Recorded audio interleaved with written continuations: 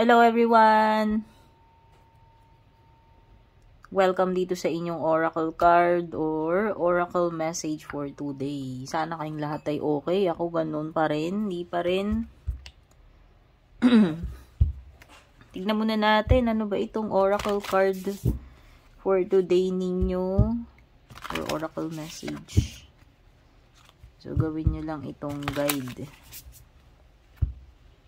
Thank you sa mga laging nanonood, nakasubaybay sa ating YouTube and Facebook. Kung hindi pa po kayo nakasubaybay, please don't forget to like and follow our FB page and subscribe to our YouTube channel. Oracle card mo or oracle message for today. Lovely ang huni ng mga ibon. A time for healing. Naku, saktong-sakto rin sa akin ito. Ito na yung time para makabawi ka. Magkaroon ng healing. Physically, mentally, spiritually, or emotional healing man yan kinakailangan mo.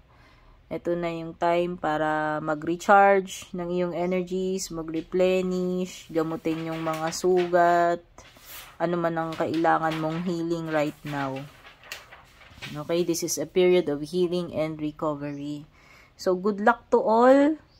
At sana lahat ng mga nangangailangan ng healing ay makareceive ng healing. Okay? Don't forget to like and share.